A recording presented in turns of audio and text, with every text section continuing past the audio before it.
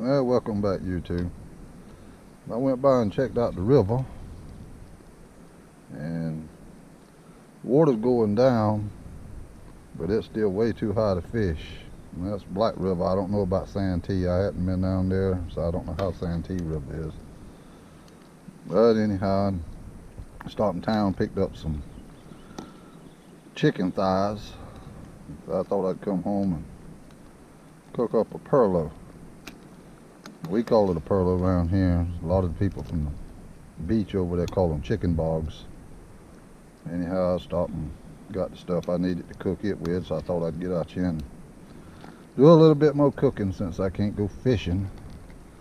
I got it cooking and got to get over here and got some bacon in pieces and some smoked sausage. Get it cut up, dice it up and cook it in a little bit, and we'll do some cooking for today. See what we can do with it. We'll fix us up a perlo. Mess around out here in the yard some.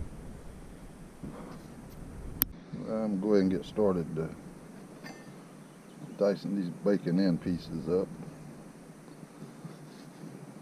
Get them diced up while I'm waiting on the chicken to boil. I don't want it to boil till it gets to where it's coming off the bone. Now, I'm not going to debone that chicken. I'm going to leave the bone on there. Leave the bone, let it cook in there once I put the rice in there. More flavor.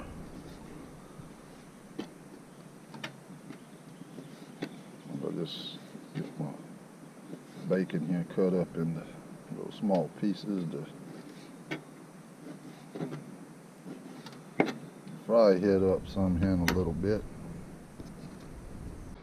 I got the bacon diced up. I'm going to start dicing this sausage up. These lengths of sausage. Cut it into rolls. Well, little round pieces of sausage.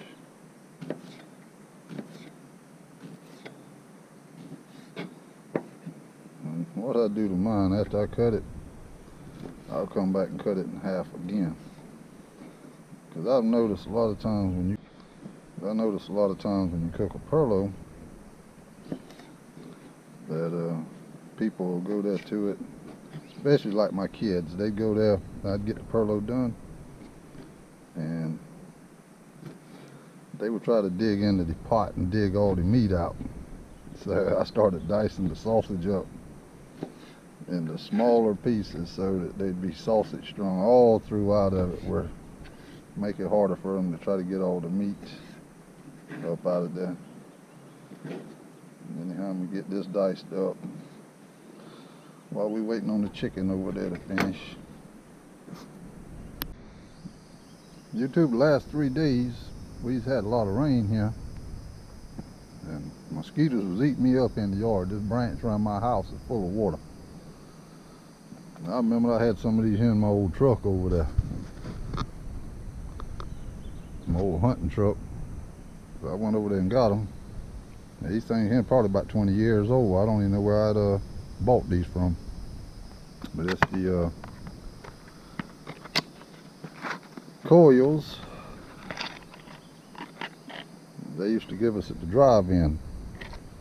So I don't know if y'all younger fellas have ever seen these before or not, but these are the coils that you could light that they'd give you at the drive-in. They'd give you a little piece of coil with a little stand. I don't know where I lost the stand out of here. And while you were sitting there watching the movie at the drive-in, light that thing and let it smoke and it'd keep the mosquitoes run away. But the mosquitoes are gone from around here now, but this pack here is probably 20 years old or older. Anyhow, I thought I'd just share that with you while I was out here cooking.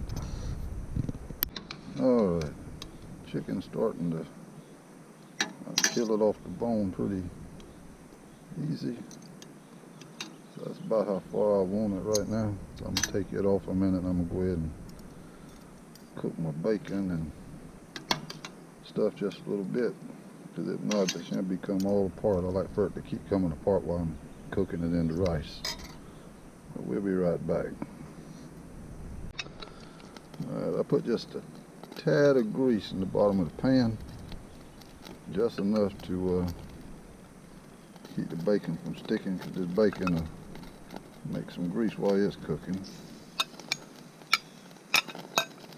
Lots of people do different perlows different way. I don't always cook mine the same way, but I just keep trying to bring you some videos on the way that I do some of my cooking sometimes. Hope y'all enjoys it. And you can always watch stuff, and every cook does something a little bit different than the other, especially when it comes to perlo. Most times different people's perlo tastes different.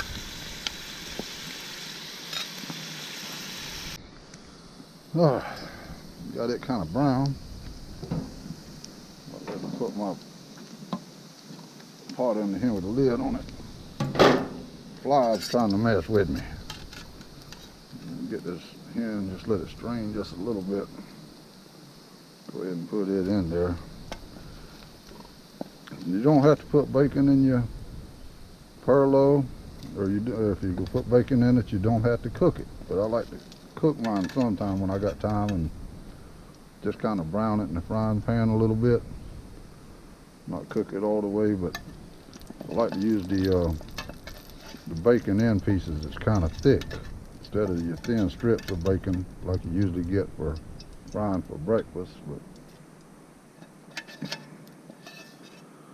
now I'm gonna get ready to add the sausage to it, and hope that it don't stick too much when I put it in there. Alright, I got the sausage in there, and just let it simmer to just kind of cooked a little bit. And once they get cooked some, then I'll add them to the pot. Just want to cook them just a little bit brown. And you don't have to do this. You can just put these straight into the pot with the chicken if you wanted to. Okay, I'll let these sausage brown a little bit. Now I'm going to go ahead and add them to you. Ooh, that pan's hot. Just hold it on the sides here. I got a glass pan here. Strain some of this grease off of it. Just add it to the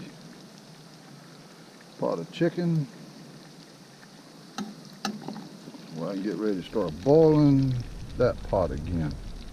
You can do it all in one pot, not to make it so difficult, but I'm here at the house, so I'm doing it this way. Anyhow, we get it back to going here in a minute.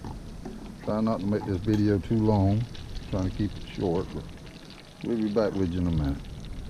Alright, while this will come back up to boil, I'm going to go ahead and add some salt to it, where the salt can be cooking in with it.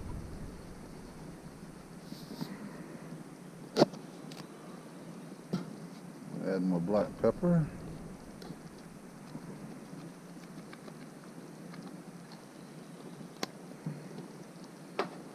And while the wifey ain't out here again, give mine just a little bit of kick. I can't put too much because they'll taste it in here. I like to add just a little bit of red pepper. It ain't much coming out of there. Seems like I'm shaking it a lot, but ain't much of it coming out. Anyhow, we can let that simmer there for a few minutes, and we'll be back to put another ingredient in there. Alright, I'll let it come back up to a boil. You can either use onions, or this is what I do in mine. Either onions, or get these packs of soup mix. And when I got the soup mix, I just pour the soup mix in there instead of dicing up an onion. Cook it in there. I just let this cook just for a few minutes before I add my rice.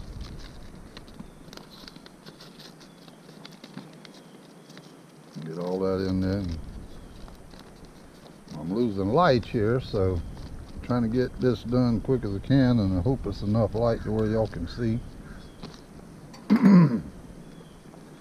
But I sure want to bring y'all a fishing video, but I don't know, it's just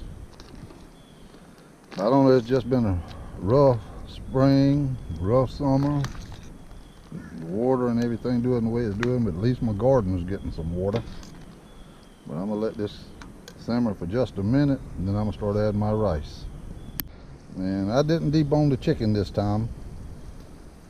One of the guys at the hunting club, I might have said it before, but he told me I cooked chicken perlo just like his mom. I left the bones in there. One of the other guys told him to hush, said that's just more flavor. And then I'm gonna start adding my rice. And I don't measure, I just kind of look at it and guess as I'm pouring. But this is what you want to try to get as close to as possible. I just kind of make me a little mountain in the middle. So I figure that I got it about right.